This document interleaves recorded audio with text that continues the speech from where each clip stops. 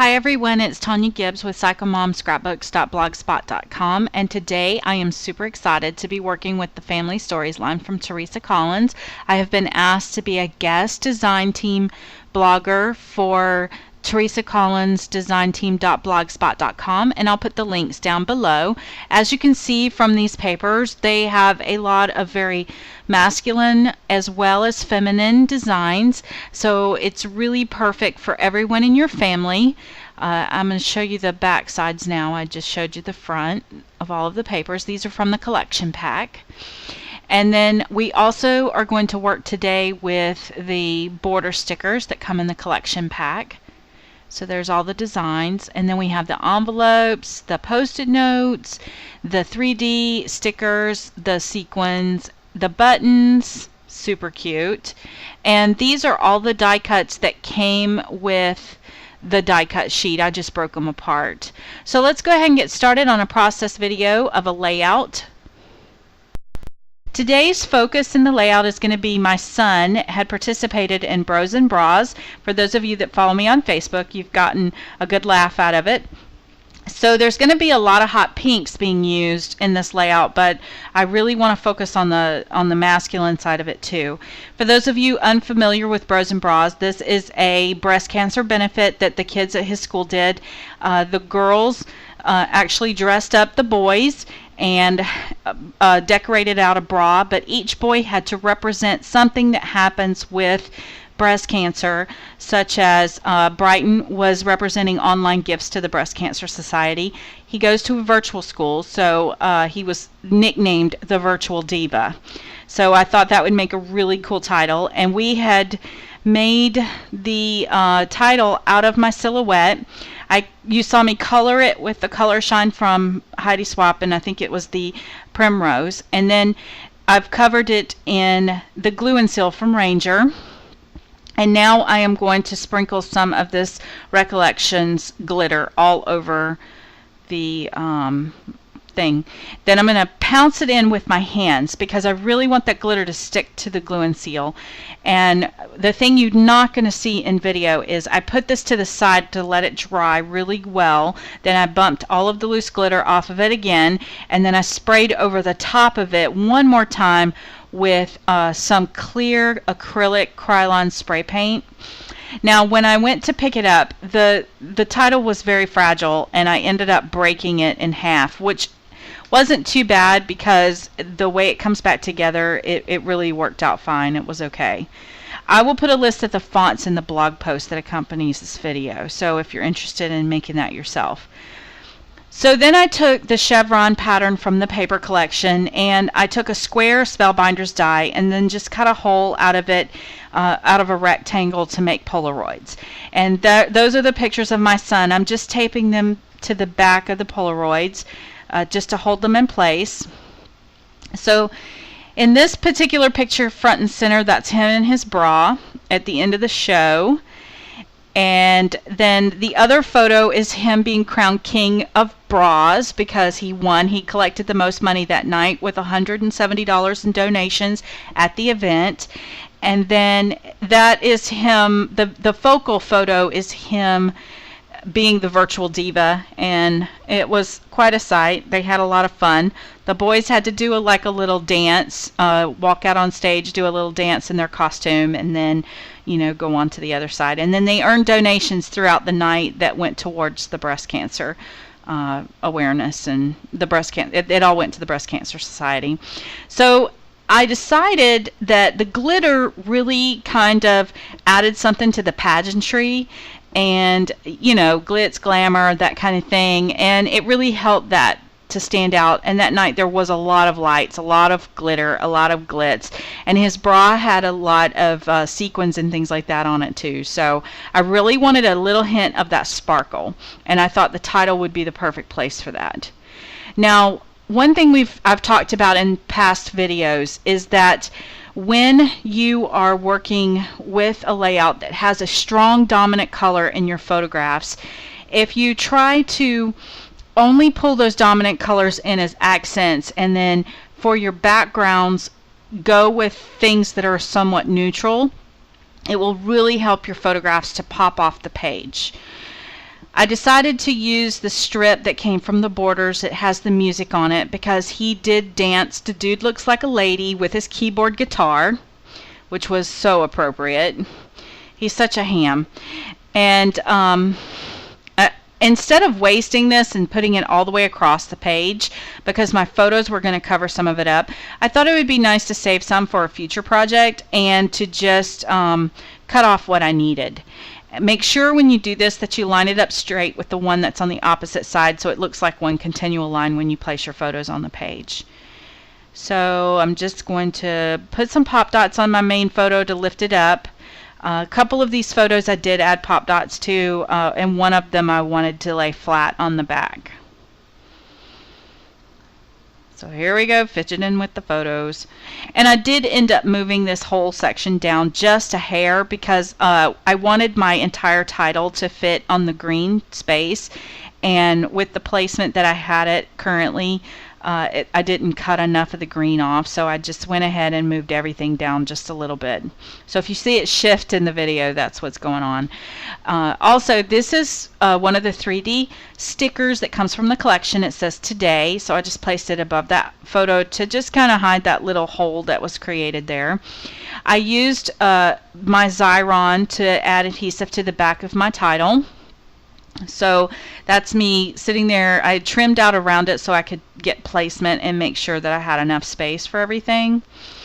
Then I'm using another border strip that has words on it, but I decided to put it at the bottom and tuck the scallop part up into the green part, and then I covered over the top of that with that seam there with that arrow from the border strip as well. Then this is one of the envelopes from the envelope package, and I used one of the journaling cards from the die cut sheet, and this is another piece from the die cut sheet, and I just layered it on top of the envelope and then took one of the 3D stickers off, and it says the perfect day, or this is perfect, and layered it on top. And as you can see, lots of these layers are coming together. Then another border strip said, here's the story. And I just thought, since my journaling was going to be inside that pocket, I really thought that that little bit of navy blue really kind of went well there. And that was another one of those little die cuts to the little flag that's there. So it just fit perfectly as a layered element over the top of that white piece of the envelope that I ended up folding over backwards. So now my envelope looks more like a library pocket. So I really like how this is all coming together. The layers are looking fun. I've taken a feminine color palette and tried to make it as masculine as possible. Decided that I really wanted that virtual diva to go ahead and stick it down. I ended up only like pressing it there lightly in the center in case I wanted to move it. And I ended up leaving it there in the end because I just thought it looked really well. It popped off of that blue really well, or that bluish green color, and it also led your eye back up to the other photos there on the side. So on the post-it note section, there is this one that says look, and it had these arrows. It had a touch of the orange, but I found that the orange was competing a little bit with what was going on, but I still wanted touches of oranges in here. So this was one of the flags from the die cut page, and since this is the photo where he's wearing the crown, I thought the tip of that flag turned upside down kind of looked a little bit like a crown. And I decided to have my arrows just kind of float around the photographs, and I lifted up that today sticker that was in the top and then placed the chevron sticker there. What it was just a squared off piece of the chevron, and I trimmed it down so that it looked like an arrow and then placed the today on top of it. And I really think that that kind of helped to anchor the today down just a little bit. So now I'm trying to decide placement for that envelope. With me, I do not glue anything down until I'm absolutely sure that that's where it's going to end up. I don't like to pull things up if I can avoid it. And then I went back to the die cut sheets and I just started looking for things like arrows and little accent pieces that could be added. Since this is a masculine layout, I don't want to add a lot of flowers and things like that to it. The arrow just points to the journaling spot. This is perfect, and it just kind of, you know, sends your eye back into that section to let you know that there is more inside that envelope. And then I decided that it needed a touch of orange over on that right hand side, just to kind of balance the orange that I had in the upper left and the bottom right. So I went back to the post-it notes and found this grid paper that had an orange border on it and decided that that's where I would stamp my date. I'm using the Colorbox Surface Z, and this is a permanent ink, and it's the dolphin color. And I just used a regular office supply Rolo date stamp type thing to stamp my date on there. Just tucking it back in after I've stamped it.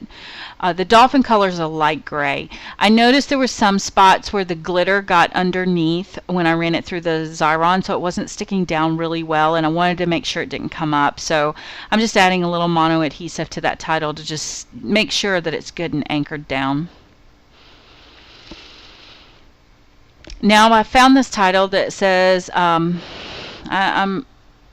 think it says right here and now, and then love. So I just wanted to add a little bit of embellishments up there around those Polaroids a little bit. And again, it just helps to drag your eye across the page with that orange. You start in the upper left, you go to the middle, you come down to the right.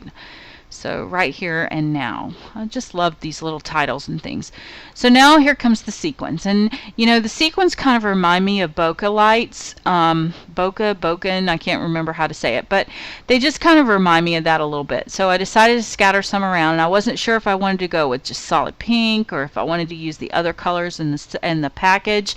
I definitely did not want to use the blue. I knew I wanted to stick with the pink, the white, and the silver, I think is what I ended up deciding on. But in the meantime, I found a button and I thought, oh, the button was really cute there, but I really wanted that green one. I kind of really liked it because to me, the green just sort of anchors all of it down and sends your eye back down to the base green color. So I just placed it there temporarily until I could figure out if I really wanted it to stay. But I really like how it looks like the banners are coming out from that. Now, since this is breast cancer, I decided I definitely wanted a pink ribbon on this page somewhere. So I just made one really simple with satin and stapled it. Confessions, by the end, I did actually end up lifting this up and making a bigger one because it just wasn't quite big enough. And I placed one of the Tim Holtz crowns in the center of it. Since he was crowned the king of bras, I just kind of thought, you know, that crown was a little more masculine. I didn't want anything too blingy or flashy since it is a male layout. And I just used a pop dot to secure it onto the page. And then I decided it did need a little bling, so I put a pink rhinestone. The thing with the pink instead of white was that the white would have drawn your eye too much to the rhinestone, and I really wanted to keep with the pink a little bit. He's so funny. I was so proud of him that day. I decided to duplicate that little bling piece there in the center of that button to kind of hide the button holes. And then I got this crazy idea. Well, I think I'm still putting sequins on, but real quick, I just want to say I was so proud of these boys because that night, you know, they raised over $550 in less than an hour and a half. And these boys had so much fun walking around in these bras, and they really took it in a great spirit. And it took a lot of courage for them to get up in front of their classmates and do that. But each one of them had a story, and a few of them actually one of them had a mother that had passed away from breast cancer. One had a grandmother who had passed away from breast cancer. And it just touched my heart to see these boys really embracing this moment and being a part of something that was bigger than themselves. And these are all the things that I kind of documented in my journaling on this page too, because you know, I think in one way or another all of us can look around in our own families and our own lives, and we can see how breast cancer has affected one or more of us, you know, in our own families. And so you know, that night it just really hit home at how many people are affected even by cancer by itself. So I want to encourage all of you to please, if you're listening to this, please, please, please, we have a program here in Florida called the Buddy Check 12. And what that is we get a buddy, and then on a certain day of the month, we call that buddy and say, please make sure you check for you check your breast for lumps, and please make sure you get your yearly mammograms, which is another part of the 12. Once a year you go get your mammograms and your checkups and things, and stay regular on it, because you know, it's just such a tragic thing to have to go through in your own lives, but it can be, you know, caught early, it could save lives. So just it's very important. So what I decided to do here was to take a scraps from the original die cut page, and I'm just using a Martha Stewart punch to punch out some star confetti.